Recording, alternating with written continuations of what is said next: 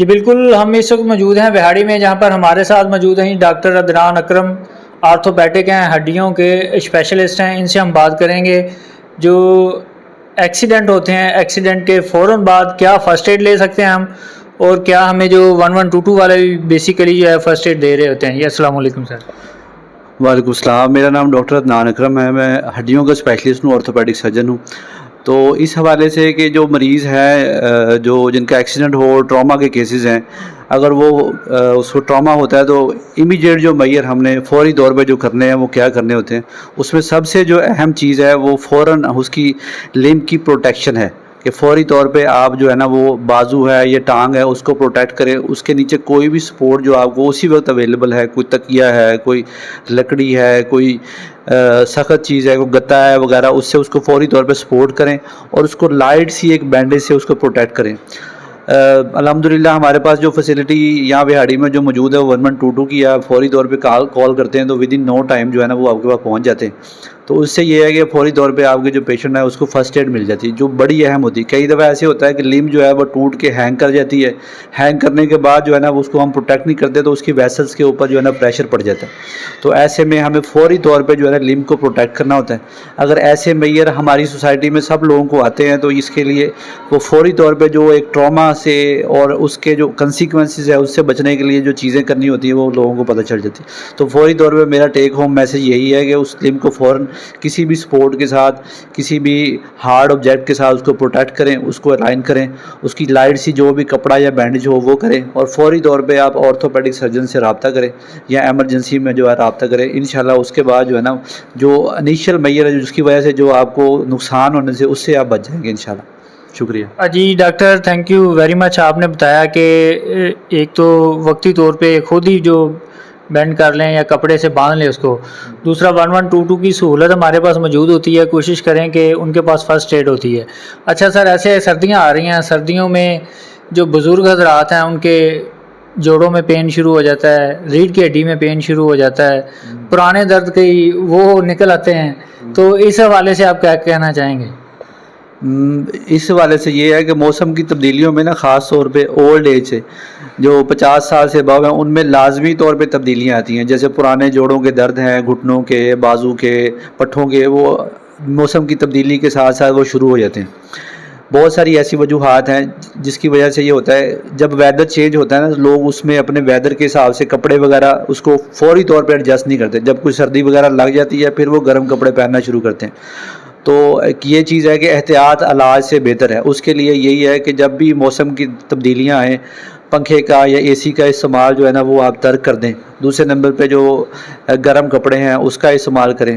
تیسرے نمبر پہ جو ایسی خوراک ہے جس سے جو ہے نا جسم کو ہیٹ ملتی ہے، جیسے ہے دودھ ہے، جیسے ڈرائی فروٹس ہیں، جیسے غذا میں کوئی گوشت کا استعمال ہے یا فروٹس وغیرہ ہے، اس کا استعمال زیادہ کرنے سے اور موسمی تبدیلیوں کے لیے جو چیزیں ہمیں ریکوائرڈ ہیں اس کو کرنے سے ہم موسمی اثرات سے بچ سکتے ہیں. اس کے علاوہ بھی پھر اگر پھر درد نہ کنٹرول ہو تو پھر آپ آرتھوپیڈک سرجن سے یا فزیشین سے رابطہ کریں. شکریہ جی.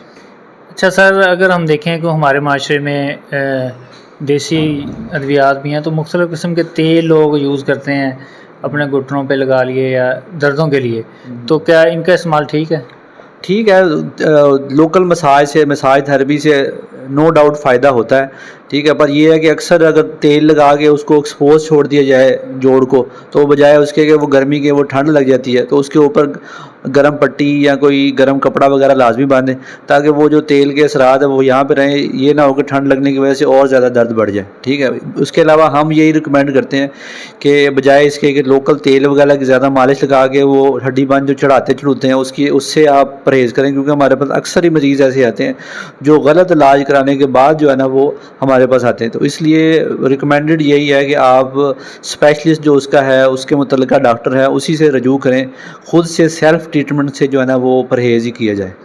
نہیں، ایک ڈاکٹرز موجود ہوتے ہیں جیسے حکیم لگا لیں، وہ جو جوڑ لگاتے ہیں جیسے آپ نے دیسی طریقہ اسٹارٹ میں بتایا ہے، تو وہ اس طرح سے بھی مطلب وہ جوڑتے ہیں ہڈیاں، وہ ان کے بارے میں آپ کیا کہیں گے؟ اصل میں وہی آپ سے عرض کر رہا ہوں نا کہ ہمارے پاس اکثر مریض نا غلط علاج کرنے کے بعد آتے ہیں، کیونکہ جو ڈاکٹر ہے وہ ایک پڑھا لکھا انسان ہے. اس کو پتہ ہے کہ کون سا کام کس طریقے سے کیا جاتا ہے، کس ہڈی کو، کس پٹھے کو کس طریقے سے. ہمارے پاس اکثر ہی لوگ جو ہے نا وہ غلط ٹریٹمنٹ کے بعد آتے ہیں، کیونکہ جو اتائی یا کویک یا پھر ہڈی باندھ ہے نا وہ پڑھے لکھے نہیں ہوتے. وہ ان میں وہ نو ڈاؤٹ ان کے بعد تجربہ ہوتا ہے، پر بہت ساری چیزیں جو علم نہ ہونے کی وجہ سے وہ کرتے ہیں. جیسے ٹائٹ کوئی پٹی باندھ دی، اس کے بعد پیسل بند ہو جاتی ہے. کوئی جوڑ جو اترا ہی نہیں تھا اس کو چڑھانے کے لیے انہوں نے کوئی کڑاکا نکال دیا، تو اس کی وجہ سے وہ مریض بیچارہ ہمارے پاس آتا ہے. ہمارے پاس ہم تو وہ بتا رہے ہیں نا جو پیشنٹ ہمارے پاس آتے ہیں جو غلط علاج کرنے کے بعد آتے ہیں. جس طرح آنکھوں کا علاج آپ کسی اتائی سے نہیں کراتے، اسی طرح ہم تو یہی کہتے ہیں کہ ہڈیوں اور پٹھوں کا علاج بھی اتائی ڈاکٹر سے نہیں کروانا چاہیے.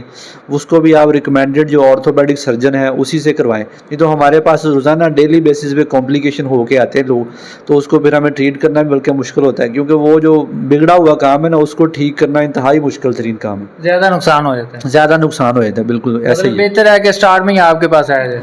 میرے پاس نہیں، جس کوئی بھی آرتھوپیڈک جو سرجن ہے، ہاں آرتھوپیڈک سرجن ہے، جو بھی آرتھوپیڈک سرجن ہے تو اس کے پاس آپ جائیں، اس سے کنسلٹ کریں، انشاءاللہ اس سے آپ کو فائدہ ہوگا. ٹھیک. اچھا ڈاکٹر صاحب، ہمارے آج کل جو ہے نا بچوں میں، بڑوں میں، بلکہ جوانوں میں بھی کیلشیم کی کمی بہت زیادہ پائی جاتی ہے، جس سے ہڈیوں کے مسائل جو ہیں وہ بنتے ہیں. جی جی بالکل. تو ان کے لیے آپ خاص طور پہ کوئی ایسی خوراک ریکمینڈ کر دیں کہ ان کے جو، بلکہ دانتوں کے بھی مسئلے اکثر جو کیلشیم کی کمی سے ہی آتے ہیں. جی جی. تو جو اللہ تعالیٰ نے ہر قسم کے جو منرلز ہیں، وائٹامنز ہیں، وہ ہماری خوراک کے اندر رکھے ہوئے ہیں.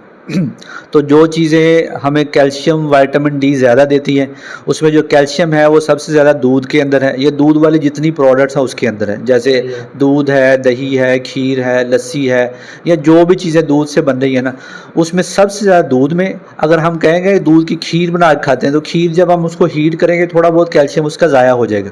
تو سب سے بہتر یہ ہے کہ آپ دودھ پئیں. ریکمینڈڈ یہی ہے کہ 2 گلاس دودھ پیے جائیں، 250 ml صبح کو، 250 ml شام کو.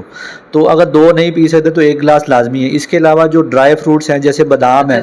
اس میں تھوڑا سا میں کہوں کہ جو ہمارے بازار سے یوگرٹ مطلب کمپنیز کے ملتے ہیں یا دودھ کمپنیز کے ملتے ہیں، ان کے بارے میں آپ کا کیا خیال ہے؟ یہ تو آپ نیچرل بتا رہے ہیں نا؟ نیچرل بتا رہے ہیں، جی جی. وہ پریزرویٹو ہوتے ہیں اس کے اندر. پریزرویٹو سے اب وہ اس کی جو نیچرل پریزرویشن وہ کتنی رہتی ہے وہ ہم اس کے بارے میں کچھ کہہ نہیں سکتے.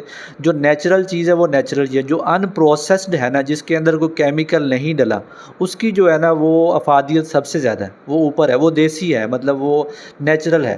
ٹھیک ہے، یعنی کوشش کریں کہ جو نیچرل ہے وہی یوز کریں.